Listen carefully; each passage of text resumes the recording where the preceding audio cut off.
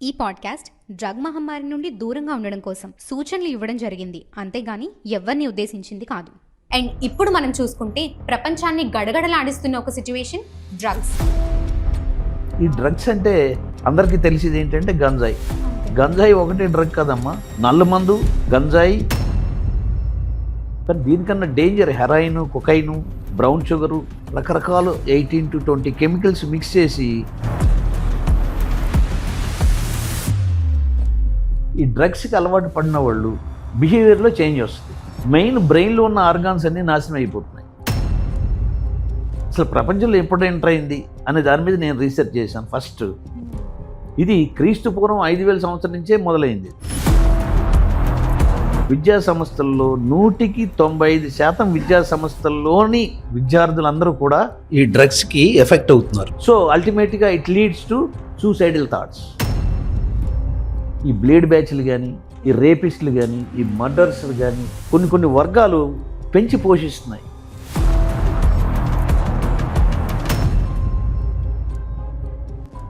ప్రముఖ leading psychologist doctor Namagiri Babji గారు రాజమహేంద్రవరంలో Prasanna mind and personality counselling centre ని రన్ చేస్తున్నారు. వీరు దేశ విదేశాల నుండి వచ్చిన వారికి మెడిసిన్స్ లేకుండా కేవలం కౌన్సిలింగ్ ద్వారా నయం చేయడం అనేది ఒక గొప్ప విశేషం. వారిలో వచ్చిన క్లయింట్స్ ఒక 64 మందికి సూసైడల్ థాట్స్ ఉండేవి. అలాంటి వారికి కూడా మెడిసిన్స్ ఏమీ లేకుండా కేవలం కౌన్సిలింగ్ ద్వారానే ఆయన నయం చేశారు.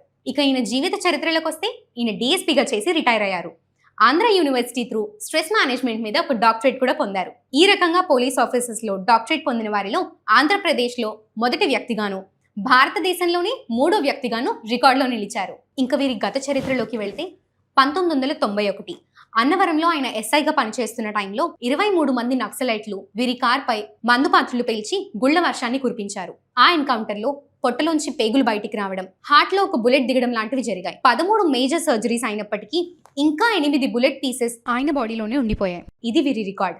వీరు డిఎస్పీగా పనిచేసినప్పటికీ సమాజం కోసం అనేక పుస్తకాల్ని రాయడం జరిగింది. అల్లూరి సీతారామరాజు గారి మీద, దొంగల్ని ఎలా మార్చాలి అనే దానిపైన. అండ్ ఇప్పుడు మనం చూసుకుంటే ప్రపంచాన్ని గడగడలాడిస్తున్న ఒక సిచ్యువేషన్ డ్రగ్స్. అవును, సో దానిపైన కూడా ఆయన ఒక పుస్తకం రాయడం జరిగింది. పోలీస్ ఆఫీసర్ నుంచి సమాజం కోసం హెల్ప్ అయ్యే పుస్తకాలు రాయడం వరకు, వాళ్ళని చైతన్యవంతం చేయడం వరకు ఎలా సాగారు, అసలు వారి జర్నీ ఏంటనేది ఈ రోజు మనం సార్ని అడిగి తెలుసుకుందాం. వెల్కమ్ సార్, నమస్తే. థ్యాంక్ యూ అమ్మా. నేను మీ గురించి ఒక ఎక్స్ప్లెనేషన్ ఇవ్వడం జరిగింది. మీరు డ్రగ్స్ మీద పుస్తకాలు రాశారని, తర్వాత దొంగలు వాళ్ళని చైతన్యవంతులుగా చేశారు అని చెప్పి నేను చెప్పడం జరిగింది.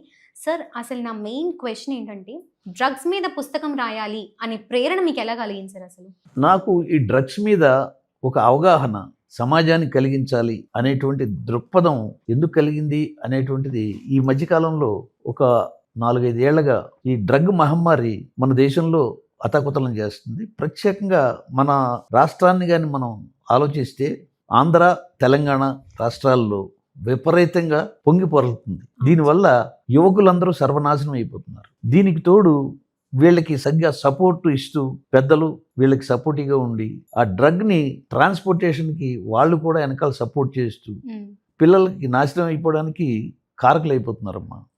ఇవన్నీ చూసి ఎందుకు ఇలాగ జరుగుతుంది, దీనికి ఏమి నివారణ లేదా, అసలు ఆ డ్రగ్ అంటే ఏంటి అనే దాని మీద మనం స్టడీ చేయాలి, సమాజాన్ని నాశనం చేస్తుంది అనేటువంటి దాని మీద నాకు ఒక అవగాహన కలిగి అసలు డ్రగ్ గురించి రీసెర్చ్ చేద్దామనే ఉద్దేశంతో గత 2.5 సంవత్సరాలుగా నేను డ్రగ్ మీద రీసెర్చ్ చేశానమ్మా. 2.5 years గా దీని మీదే ఉన్నారు. దీని మీద రీసెర్చ్ చేశాను. అంటే నా కౌన్సిలింగ్ సెంటర్ నడిపిస్తూ డ్రగ్స్ మీద నా రీసెర్చ్ చేశాను. ఈ డ్రగ్స్ అంటే జనరల్గా అందరికీ తెలిసేది ఏంటంటే గంజాయి. గంజాయి ఒకటే డ్రగ్ కదమ్మా, నల్లమందు, గంజాయి ఇవన్నీ కూడా మూలకాలు. కానీ దీంట్లో కొన్ని ఆల్కలైడ్స్ అని, కొన్ని ఓపియేట్స్ అని, కొన్ని బార్బిట్యూయేట్స్ అని, ఇలాగా రకరకాలు 18 to 20 కెమికల్స్ మిక్స్ చేసి వాళ్ళు పౌడర్స్ రూపంలో, లిక్విడ్ రూపంలో ఇది తయారు చేస్తూ ఉన్నారు. ఇది యాక్చువల్గా ఈ రకంగా పిల్లలు దొంగచాటుగా ఉపయోగించుకోవడానికి ఉపయోగించినటువంటి డ్రగ్స్ కాదు. ఇది ఫార్మాస్యూటికల్స్ కంపెనీస్ వాళ్ళు మందుల తయారీలో ఉపయోగించడం కోసం యాక్చువల్గా ఈ తయారు చేస్తూ ఉంటారు. దీన్ని దొంగచాటుగా అందులో పనిచేసిన వాళ్ళు, స్మగ్లర్సు ఈ half polished, half prepared drugs అన్నీ కూడా బయటికి తీసేసి ట్రాన్స్పోర్ట్ చేసి ఇవి రకరకాల దేశాలకు పంపిస్తున్నారు. ఇందులో వెనజులా ఒకటి, మెక్సికోలో ఒకటి, నైజీరియా, కొలంబో, ఇటువంటివన్నీ కూడా చాలా కంట్రీస్ ఇతర దేశాలకి. అలాగే ఆఫ్ఘనిస్తాన్లో అయితే ఓపియం ప్లాంట్స్ అని అన్నీ ఉన్నాయి. అంటే నల్లమంది చెట్లు అయినాయి. వాళ్ళు విపరీతంగా చేశారు. వాళ్ళు అంటే ప్రపంచానికి అందించారు. అది యాక్చువల్గా ఫార్మాస్యూటికల్ కంపెనీస్కి అవసరం, కానీ అది డైవర్ట్ అయిపోయి అది దొంగచాటుగా అందరికీ వచ్చి అలాగ చివరికి ఇలాగా స్మగ్లింగ్ ద్వారా రావడం జరిగింది. మనకు తెలిసినంత వరకు ఈ గంజాయిని ఎండబెట్టి దాన్ని బండిల్స్ కింద కట్టి ఇలా చేయడం జరుగుతుంది. కానీ దీనికన్నా danger heroin, cocaine, brown sugar, white sugar, ఇవన్నీ బోల్డ్ అని కెమికల్స్ ఉన్నాయి. ఇవన్నీ ఎంత వాడాలి ఏంటో కూడా తెలియకుండా అడదిడ్డంగా వాడేసి దీనికి క్రానిక్ అయిపోతున్నారమ్మా. క్రానిక్ అయిపోవడం వల్ల ఏమవుతుందంటే యువకుల లోపల ఉన్నటువంటి బాడీలో ఉన్న ఆర్గాన్స్ అన్ని చెడిపోతున్నాయి. మెయిన్ బ్రెయిన్లో ఉన్న ఆర్గాన్స్ అన్ని నాశనం అయిపోతున్నాయి. బ్రెయిన్లో హైపోథాలమస్ రీజన్లో ఉన్నటువంటి సంబంధించినటువంటి అన్నీ కూడా దెబ్బతింటున్నాయి. దీంట్లో డోపమైనర్జిక్ సెల్స్ అన్నీ ఉంటాయి, అవి సర్వనాశనం అయిపోతున్నాయి. ఇది ఎవరికి తెలియదు. బయటగా వాళ్ళు డ్రగ్ తీసుకుంటున్నారు, ఎంజాయ్ చేస్తున్నారు, అంతవరకే. దీన్ని లోపలికి వెళ్ళాక దీని పరిణామం ఎలా ఉంటుందో వీళ్ళు అర్థం చేసుకోలేని స్థితి. ఇచ్చిన వాళ్ళకి తెలియదు, తీసుకున్న వాళ్ళకి తెలియదు, ఎంకరేజ్ చేసిన వాళ్ళకి అసలే తెలియదు. ఈ రకంగా తెలియకుండానే సమాజంలో చాప కింద నీరులాగా వెళ్ళిపోతుంది. అది ఎప్పుడు ఎంటర్ అయింది, అసలు ప్రపంచంలో ఎప్పుడు ఎంటర్ అయింది అనే దాని మీద నేను రీసెర్చ్ చేశాను. ఫస్ట్ ఇది క్రీస్తు పూర్వం 5000 సంవత్సరం నుంచే మొదలైంది. ఎప్పటి నుంచి వస్తూ ఉంది. తర్వాత భారతదేశానికి అలెగ్జాండర్ ఇన్వేజన్లో, దండయాత్రలో ఆయన వస్తూ ఈ నల్లమందు చెట్టుని తీసుకొచ్చి పాతాడు, ఓపియం ప్లాంట్ని. ఇది క్రీస్తు పూర్వం 326వ సంవత్సరంలో ఆయన రావడం జరిగింది. ఒపియేట్ మార్కెట్స్ అని ఉన్నాయి. ఈ ఒపియేట్ మార్కెట్స్లో వరల్డ్లో 6వ స్థానంలో ఉంది మన భారతదేశం. దాన్ని డీవియేట్ చేస్తూ, అందులోంచి పిల్ఫరైజ్ చేస్తూ వీళ్ళు స్మగ్లింగ్ చేసి ఈ రకంగా సమాజాన్ని నాశనం చేసేస్తున్నారు. సో దీంట్లో డిప్రెజెంట్స్ ఉంటాయి, స్టిమ్యులెంట్స్ ఉంటాయి, ఆల్కలైడ్స్ ఉంటాయి. ఇందులో రకరకాలుగా బ్రెయిన్ మీద ఈ ప్రభావం చూపిస్తాయి. బ్రెయిన్లో ఉన్నటువంటి న్యూరో ట్రాన్స్మిటర్స్ ఉంటాయి. అది కొన్ని మిలియన్స్ ఆఫ్ న్యూరో ట్రాన్స్మిటర్స్ ప్రతి బ్రెయిన్లోనూ కూడా ఉంటాయి. ఈ డ్రగ్ అడిక్షన్ వల్ల రోజుకి, అంటే తీసుకున్న రోజుని కొన్ని వేలు చచ్చిపోతూ ఉంటాయి. ఒకసారి చనిపోయిన న్యూరో ట్రాన్స్మిటర్ మళ్ళీ there is no birth at all. ఇన్ని మిలియన్స్ ఉన్న న్యూరో ట్రాన్స్మిటర్లు కొన్ని పోతే ఏంటి అన్నట్టే తెలియదు సాధారణంగా. కానీ చివరి దశకు వచ్చాక ఆ బ్రెయిన్ పనిచేయడం తగ్గిపోతుంది. అప్పుడు ఐడెంటిఫై చేసుకుంటారు. న్యూరో ట్రాన్స్మిటర్స్ ఎంత యాక్టివ్గా ఉంటే బ్రెయిన్ అంత యాక్టివ్గా పనిచేస్తుంది. అది మైండ్ నుంచి వచ్చే ఇన్స్ట్రక్షన్స్ అంత క్లియర్ కట్గా తీసుకోగలదు. అయితే ఇందులో మైండ్ ఇన్విజిబుల్ ఫోర్స్, మైండ్ కనపడదు, బ్రెయిన్ కనపడుతుంది. బ్రెయిన్ని యాక్టివేట్ చేసేటువంటి న్యూరో ట్రాన్స్మిటర్స్ ఇవి ఇన్విజిబుల్. వాటికి కావాల్సింది ఏంటరా అంటే ఆక్సిజన్ కావాలి. సో ఆక్సిజన్ కూడా ఇన్విజిబుల్ ఫోర్సే. సో మనల్ని నడిపించే మహాశక్తులు 3 అయ్యేంటి? First oxygen, next mind, next goes to neurotransmitters. ఈ శక్తుల్ని కానీ గురించి మనం తెలుసుకుని జాగ్రత్తగా వీటిని కానీ అదుపులో ఉంచుకోగలిగితే మానవుడు బ్రహ్మాండంగా తయారవుతాడు. సో అసలు వీటి గురించి లెక్కలేని విధంగా ప్రవర్తించడం వల్ల నాశనం అయిపోతున్నాడు. పిచ్చోడికి మనకి తేడా ఏంటంటే పిచ్చోడికి మైండ్ ఉండదు, మైండ్ డిస్కనెక్ట్ అయిపోద్ది. వాడికి బ్రెయిన్ ఉంటుంది, న్యూరాన్స్ చనిపోతాయి, దానివల్ల బ్రెయిన్ ఇన్ఎఫెక్టివ్ అయిపోద్ది, దానివల్ల బాడీ దాన్ని ఇష్టం వచ్చినట్టు బిహేవ్ చేస్తుంది. ఈ పుస్తకం ఎవరి కోసం అంటే మెయిన్ యువకుల్ని, స్టూడెంట్స్ని ఎడ్యుకేట్ చేయడం కోసం.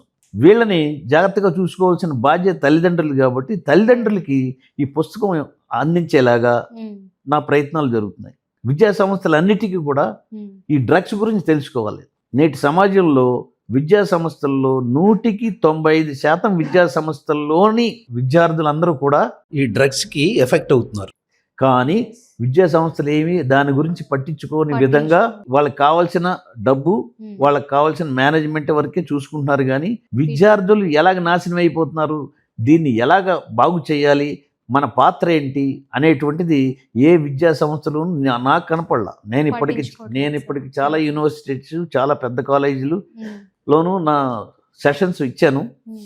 చాలా కాలేజీల్లోనూ స్టూడెంట్స్ని నేను అబ్జర్వ్ చేశాను.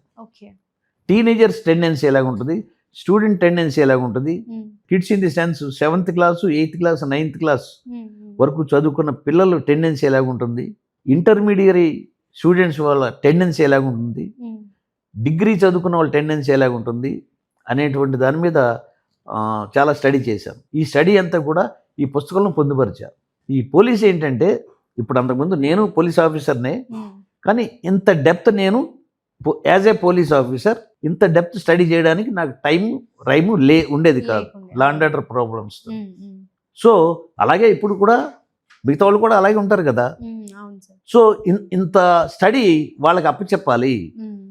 వాళ్ళు చేసే సేవలకి ఇది చేదోడు వాదోడుగా ఉండాలి.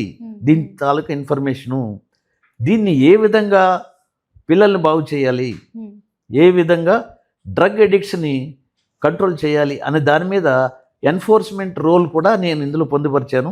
అది కూడా వరల్డ్ హెల్త్ ఆర్గనైజేషన్ ఇచ్చినటువంటి గైడ్ లైన్స్ ప్రకారం ఇందులో పొందుపరచడం జరిగిందమ్మా. సో వరల్డ్ హెల్త్ ఆర్గనైజేషన్ అనేటువంటిది చాలా గైడ్ లైన్స్ ఇచ్చింది. ప్రతి కాలేజీలో కూడా లా ఎన్ఫోర్స్మెంట్ ఆఫీసర్ని ఒకరు పెట్టాలి. ఈ లా ఎన్ఫోర్స్మెంట్ ఆఫీసర్ ఎలా ఉండాలంటే మఫ్టీ డ్రెస్లో ఉండాలి.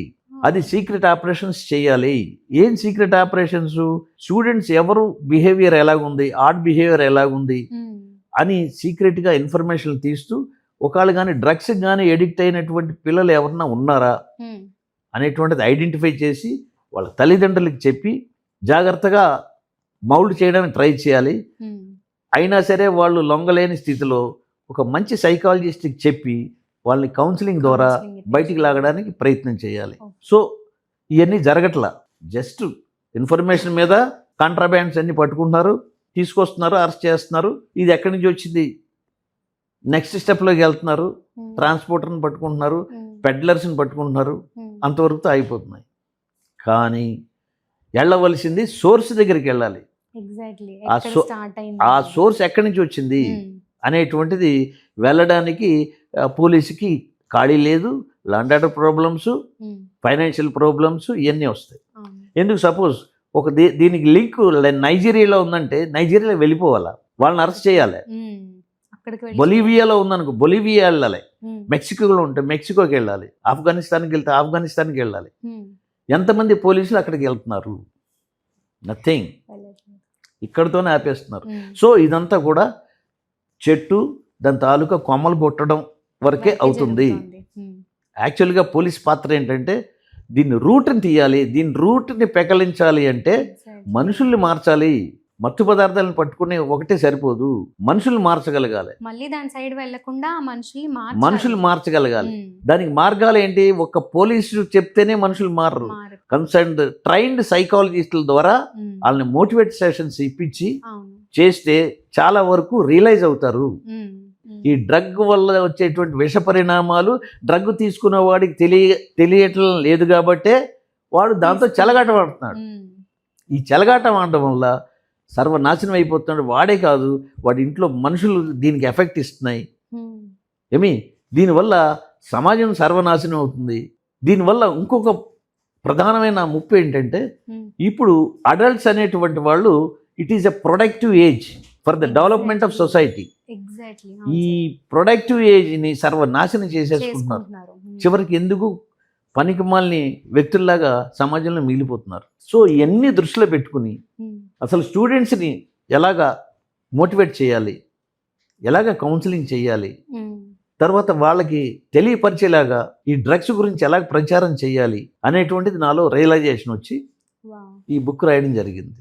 సో వాళ్ళకు అసలు ఇదంతా దీనికి మెయిన్ కారణం ఏంటంటే స్ట్రెస్ వల్ల ఇది ఇంకా ఎక్కువ ఉంది. ఈ స్ట్రెస్ అనేటువంటిది ఇదొక మరొక కనపడినటువంటి విషబీజం. అదొక invisible force, that is negative invisible force. Invisible force ఏమవుతుందంటే మైండ్ని అటాక్ చేస్తుంది, మైండ్లోకి ఇన్సర్ట్ అవుద్ది. దేన్ని టచ్ అయ్యదు, మైండ్లోకి ఇన్సర్ట్ అవుద్ది. దాని డైరెక్ట్ టార్గెట్ ఏంటంటే న్యూరాన్స్ దెబ్బతీస్తుంది. న్యూరాన్స్ని ఎప్పుడైతే దెబ్బతీసిందో న్యూరాన్స్ చనిపోతూ ఉంటాయి. న్యూరాన్స్ ఎప్పుడైతే చనిపోతాయో మైండ్ ఇన్ఎఫెక్ట్ అవుద్ది. మైండ్ ఎప్పుడైతే ఇన్ఎఫెక్ట్ అవుద్దో బాడీ కంట్రోల్ తప్పుద్ది. సో అల్టిమేట్గా it leads to suicidal thoughts. Suicide దాకా తీసుకెళ్ళిపోతుంది ఇన్ వేరియస్ టైప్స్. ఫస్ట్ ఫియర్ని జనరేట్ చేస్తుంది. ఫియర్కి అలవాటు పడిపోతే దాన్ని యాంగ్జైటీ దాకా తీసుకెళ్తుంది. ఆందోళన, ఏం జరగబోద్దో అని ఆందోళన. దీనికి కూడా అలవాటు పడిపోయి అమ్మమ్మ భయం భయం, ఏం అవుతుందో భయం భయం భయం, ఇలాగా యాక్సిడెంటల్ ప్రోన్ థాట్స్లోకి వెళ్ళిపోతే, దీనికి అలవాటు పడిపోతే దాన్ని ఫోబియాలోకి టర్న్ చేస్తుంది. ఫోబియాలోకి ఎప్పుడైతే టర్న్ చేసిందో దానికి సంబంధించిన ఏం చూసినా మనిషిలో బిహేవియర్ ఆటోమేటిక్గా చేంజ్ అయిపోయి బాబోయ్ అమ్మాయి అనే స్థితికి వెళ్ళిపోతూ ఉంటారు. లోతైన ప్లేస్లో చూస్తే భయం అని వచ్చిందనుకో అంతకుముందు, ఆ లోతైన ప్లేస్ ఎప్పుడైతే చూసినా కళ్ళు తిరిగి పడిపోతాడు. కొంతమందికి బ్లడ్ అంటే భయం వస్తుంది, ఆ బ్లడ్ చూస్తే పడిపోతారు కళ్ళు తిరిగి. సో ఇటువంటి రకరకాల ఫోబియాస్ అన్నీ వస్తాయి. ఇవన్నీ బికాస్ ఆఫ్ ఫియర్. సో ఫోబియాని కూడా కంట్రోల్ చేసుకోకపోతే డిప్రెషన్లోకి అనేటువంటిది వెళ్ళిపోతుంది. డిప్రెషన్లో 1, 2, 3, 4, 5, 6, 7 లెవెల్స్ వరకు ఉంటాయి. 1, 2, 3 లెవెల్స్ వరకు సైకాలజిస్ట్ కెన్ కౌన్సిల్. ఆయన కౌన్సిల్ చేసి వితౌట్ మెడిసిన్ కంట్రోల్ చేయగలడు. ఫియర్ని కంట్రోల్ చేయగలడు, యాంగ్జైటీని కంట్రోల్ చేయగలడు, ఫోబియాని కంట్రోల్ చేయగలడు, ఓసిడీని కంట్రోల్ చేయగలడు. డిప్రెషన్లో 1st, 2nd, 3rd స్టేజెస్ వరకు కంట్రోల్ చేయగలడు. బియాండ్ దట్ సైక్రియాటిస్ట్ ఎంటర్ అవుతాడు. సైక్రియాటిస్ట్ మెడిసిన్స్ ద్వారా బ్రెయిన్ని కంట్రోల్ చేయడానికి ప్రయత్నం చేస్తూ ఉంటాడు. అంతేగాని మైండ్ దగ్గరికి వెళ్ళడు. ఎందుకంటే మైండ్ కనపడినటువంటి ఫోర్స్, అది కనపడడానికి మందులు ఏమిస్తాం. సో కనపడినటువంటి ఆర్గానికి మందులు ఇస్తాడు ఆయన. సో మందుల ద్వారా బ్రెయిన్ని కంట్రోల్ చేయడానికి ట్రై చేస్తారు.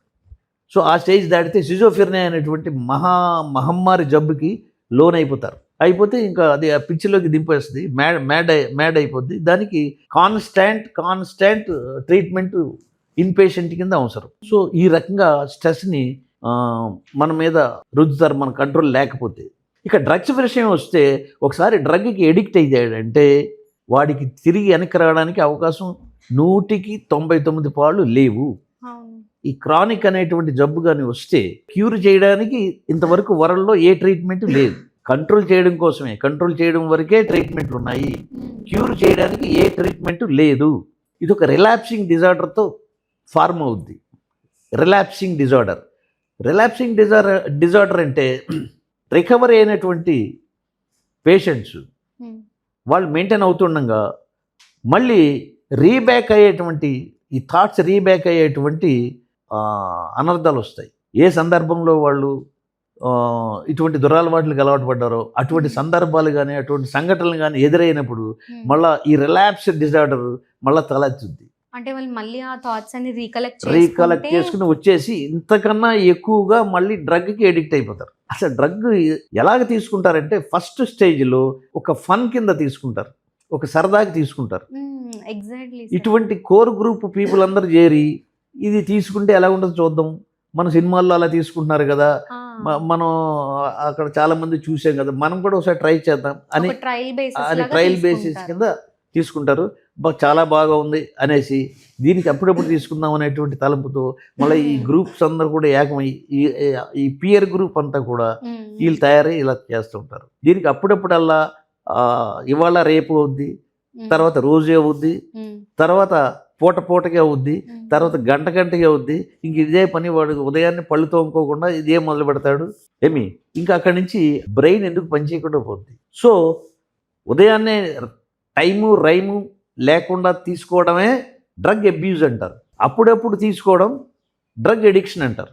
డ్రగ్ ఎడిక్షన్కి అబ్యూజ్కి చాలా తేడా ఉంది. అబ్యూజ్ చేయడం అంటే కాన్స్టాంట్గా తీసుకుంటూనే ఉంటాడు, డ్రగ్ తీసుకుంటాడు, మళ్ళీ దాని పవర్ తగ్గాక మళ్ళీ తీసుకుంటాడు. ఈ రకంగా క్రావింగ్ హ్యాబిట్ తయారవుతుంది. సో ఇలా ఇందులోంచి సైక్రియాటిస్టు మెడిసిన్స్ ద్వారా చాలా ప్రయత్నాలు చేసి తగ్గిస్తే మళ్ళీ బయటికి వెళ్ళాక అదే సంఘటన అదే మళ్ళీ ఎదురైనప్పుడు మళ్ళీ సేమ్ ఇదే వస్తుంది. సో ఇందులో ఈ విషవలయంలో కానీ చిక్కుకుంటే సాలిగూడులో బయట పురుగు పడి ఎలాగ బయటికి రాలేదో ఈ డ్రగ్ ఎడిక్షన్ కానీ ఆ విషవలయంలో చిక్కుకున్న వ్యక్తి పొరపాటున బయటికి రాడు. బయటికి రావాలంటే చాలా పట్టుదల ఉండాలి. ఇందులోంచి చాలా పట్టుదలగా నేను రావాలి అనేటువంటి దృక్పథంతో కానీ వాడు బయటికి రాలేడు. ఆ దృక్పథానికి కౌన్సిలింగ్ చాలా అవసరం. అటువంటి దృక్పథం ఉన్న వాళ్ళకే కౌన్సిలింగ్ ద్వారా బయటికి రాగలరు, మామూలుగా వ్యక్తులకు బయటికి రాదు అది. అందువల్ల ఇంత చరిత్ర ఉంది దీనికి. సో ఈ డ్రగ్స్ని మనం ఎలాగ వాడుతున్నారు ఏంటో ఎవరికి తెలియదు, ఎంత తీసుకోవాలని తెలియదు, అసలు ఎందుకు వాడాలి అనేటువంటిది కూడా తెలియదు. సో సైక్రియాటిస్టులు వాడే మందుల్లో కూడా డ్రగ్స్ ఉంటాయి, కానీ అది మైగర్ పొటెన్సీ కింద ఫార్మాస్యూటికల్స్ వాళ్ళు తయారు చేస్తారు. అంటే వాళ్ళకి తెలుసు ఎంత వాడాలి సేఫ్ అనేది వాళ్ళకి తెలుసు. వీళ్ళు అలా కాకుండా స్పూన్లతోని డోసులతోని వీళ్ళు వాడేస్తారు. దాంతో రకరకాల జబ్బులకి వాళ్ళు ఎదురవుతారు. మెయిన్ డ్రగ్ తీసుకోవడం వల్ల మెదడు పాడైపోద్ది, మెదడులో ఉన్న కణాలు నాశనం అయిపోతాయి, మెదడులో ఉన్నటువంటి డోపమైన్ హార్మోన్స్ అనేటువంటి అది దెబ్బతింటాయి. ఇది ఇంకొక చాలా వింత అయినటువంటిది, చాలా ఇంపార్టెంట్ అయిన విషయం ఏంటంటే మెదడులోంచి డోపమైన్ హార్మోన్ రిలీజ్ అవుతుంది. హైపోథాలమస్ రీజన్ నుంచి డోపమైన్ అనేటువంటి హార్మోన్ రిలీజ్ అవుతుంది. అది ఎప్పుడంటే సరదాగా ఉన్న సమయాల్లో మనం ఆ సరదా సంఘటనల్ని మనం ఎంజాయ్ చేయడం కోసం అది రిలీజ్ అవుతుంది. అది రిలీజ్ అయితేనే మనకి జాయ్ఫుల్నెస్ వస్తుంది. అందువల్లే డోపమైన్ హార్మోన్కి జాయ్ హార్మోన్ అని పేరు పెట్టారు. Joy hormone.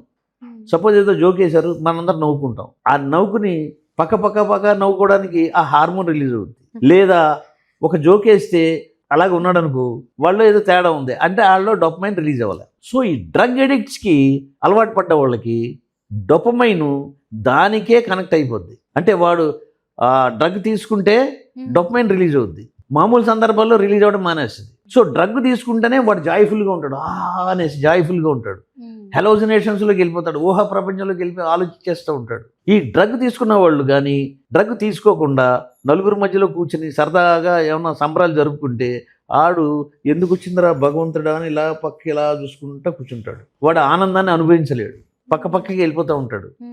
ఎందుకంటే డోపమైన్ రిలీజ్ అవ్వదు. సో వీళ్ళు అనుకునే కిక్ ఆ డోపమైన్ లోంచి రిలీజ్ అవుతుంది అన్నమాట. అంచేత ఏంటంటే ఆ డోపమైన్ సిస్టమ్ నాశనం అయిపోద్ది.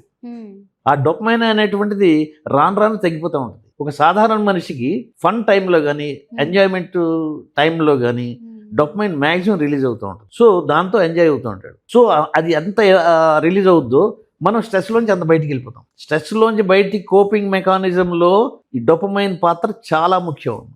స్ట్రెస్లోంచి బయటికి రావాలంటే మనం ఆ స్ట్రెస్ ఉన్న సంఘటనలోంచి పక్కకి రావాలి.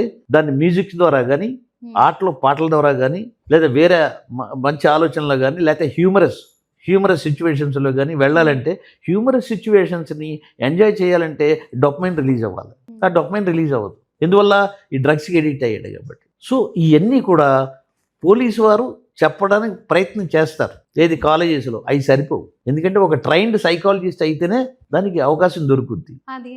సో అందువల్ల పోలీసు వారు ఏం చేయాలంటే మంచి సైకాలజిస్టులను కూడా సాయం తీసుకుని కాలేజెస్కి వెళ్ళి వాళ్ళు మోటివేషన్ సెషన్స్ చెప్తే కొంతవరకు ఉపయోగపడుతుంది. నా ఉద్దేశంలో ఈ పుస్తకం సమాజంలో స్టూడెంట్స్ చేతిలో ఉండాలి, పేరెంట్స్ చేతిలో ఉండాలి, ఎడ్యుకేషన్ ఇన్స్టిట్యూషన్స్లో మేనేజ్మెంట్ చేతిలో ఉండాలి, పోలీస్ కానిస్టేబుల్ దగ్గర నుంచి డీజీపీ దగ్గర దాకా ఈ పుస్తకం అందుబాటులో ఉండాలి అనేటువంటి ఆశయంతోనే ఈ బుక్ రాయడం జరిగింది. దీన్ని ఇంటర్నేషనల్ లెవెల్లో కూడా అమెజాన్లో పంపడం జరిగింది. సో అలా పుట్టుకొచ్చింది ఈ handbook on drug addiction and the role of enforcement. Sir మరి ఇప్పుడు యూత్లో ఎక్కువ ఈ డ్రగ్స్ తీసుకోవడం జరుగుతుంది.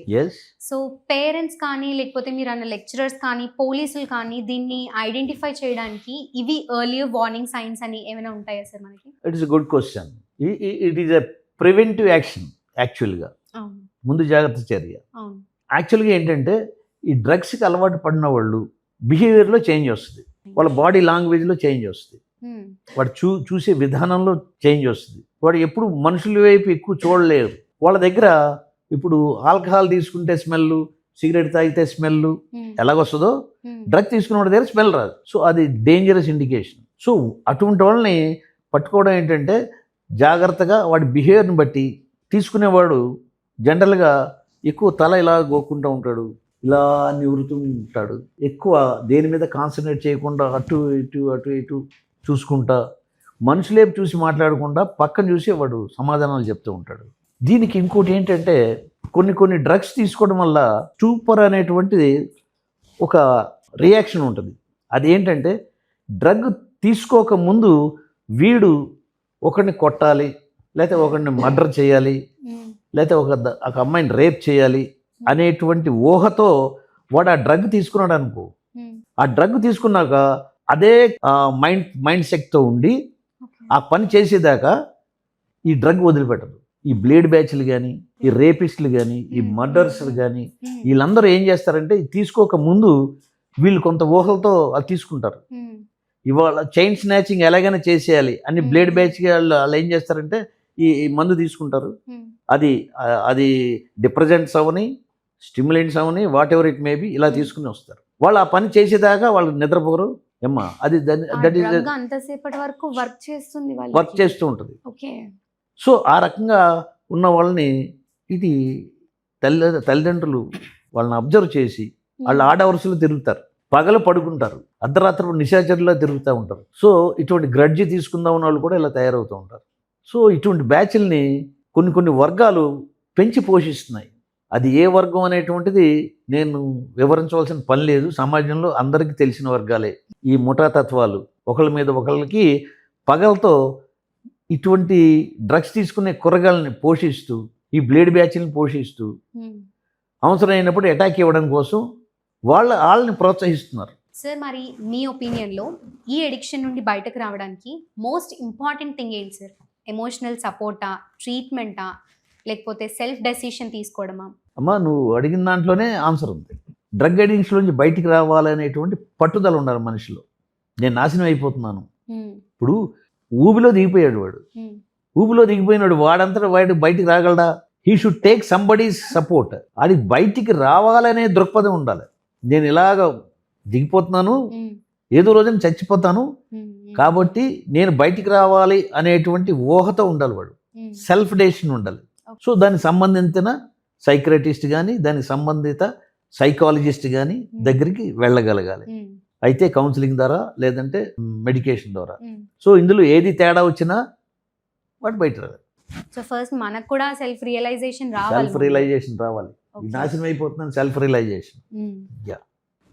సార్, ఇప్పుడు యూత్ చూసుకుంటే వాళ్ళు డైరెక్ట్గా ఈ డ్రగ్స్ తీసుకోవడంలోకి వెళ్ళిపోతారా, లేదా చిన్నగా స్టెప్ బై స్టెప్ ముందు సిగరెట్ అలవాటు చేసుకోవడం, తర్వాత ఆల్కహాల్ తీసుకోవడం, అవి ఇచ్చే కిక్ సరిపోక డ్రగ్స్లోకి వెళ్ళడం, ఇలాంటివి చేస్తూ ఉంటారా సార్? ఈ రెండు రకాలుగా ఉన్నాయమ్మా. నువ్వు చెప్పినది మొదటి రకం. ఎలాగా? సిగరెట్ అలవాటు అవడం, దాని కిక్కి కొంచెం అలవాటు అవడం.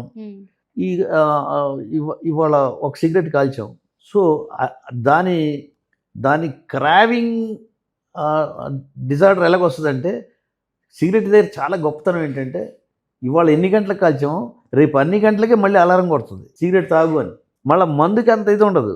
సిగరెట్ కంపల్సరీగా అలారం కొట్టినట్టే నువ్వు 11 గంటలకి సిగరెట్ తాగావంటే రేపొద్దున 11 గంటలకి మళ్ళీ నువ్వు తాగు అనేటువంటిది డొపమైన్ చెప్పుద్ది. అది అంటే అది కూడా డ్రగ్ లాంటిదే. డ్రగ్ లాంటిదే, డ్రగ్ కాదు అది. మందు తాగేవాడు ఏం చేస్తాడంటే, ఫస్ట్ పగల తీసుకోడు సాధారణంగా, రాత్రిపూట వాళ్ళ కోర్ గ్రూప్తో తీసుకుంటాడు. సో 2-3 రోజులు పోయాక మళ్ళీ తీసుకోవాలనేటువంటి క్రావింగ్ డిజార్డర్ వస్తుంది, ఆ కోరిక వస్తుంది. సో అలాగ రాను ఒక పెగ్ తాగుతాడు. ఒక పెగ్ తాగాక చాలా బాగుంది అనిపిస్తుంది. దీనికి డైజెస్ట్ చేసుకునే కెపాసిటీ నిమ్మలంగా స్టార్ట్ అవుతుంది. తర్వాత 2 పెగ్గుల దాకా వెళ్తుంది, ఆ తర్వాత 3 పెగ్గుల దాకా వెళ్తుంది. అయినా పెద్ద కిక్ ఇవ్వలేదు అని మళ్ళీ ఇంకో పెగ్ కోసం ట్రై చేస్తాడు.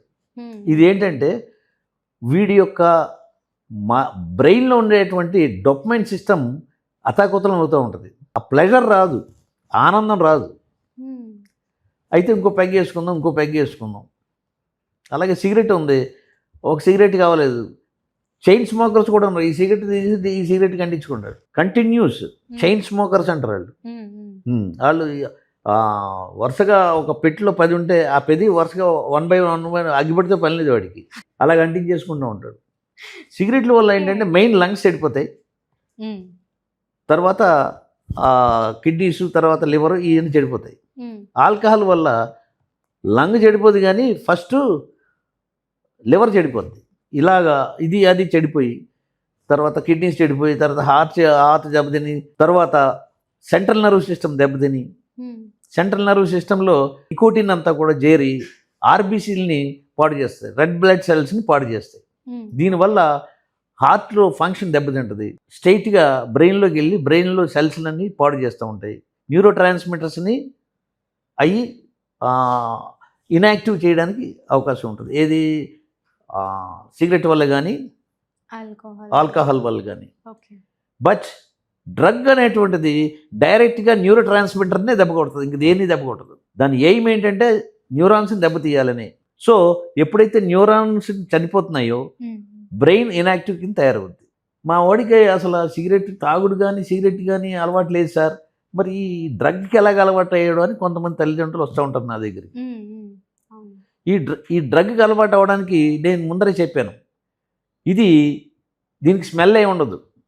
సిగరెట్కి స్మెల్ వస్తుంది, ఆ, డ్రగ్కి మన ఆల్కహాల్కి స్మెల్ వస్తుంది, ఉమ్, దీనికి డ్రగ్కి స్మెల్ రాదు. ఓకే. ఇది కోర్ గ్రూప్ ద్వారా లేకపోతే మాధ్యమాల ద్వారా వీళ్ళు తెలుసుకుంటారు, అబ్బా స్మెల్ లేకుండా మనం కిక్ ఇచ్చేది కావాలి అనేసి కొంతమంది సెలెక్టివ్గా ఏం చేస్తారంటే ఈ డ్రగ్కి డైరెక్ట్గా ఎడిక్ట్ అయిపోతారు. వాళ్ళ దగ్గర ఈ స్మెల్ రాదు. అప్పుడు నేనేం చెప్పాను తల్లిదండ్రులకి, వాళ్ళ యొక్క బిహేవియర్ని అర్థం చేసుకుని మీరు ఐడెంటిఫై చేసి కన్సర్న్డ్ కౌన్సిలర్ దగ్గర తీసుకెళ్ళి సరి చేసుకుంటే మంచిది, అది కూడా ఎర్లీ స్టేజ్లో.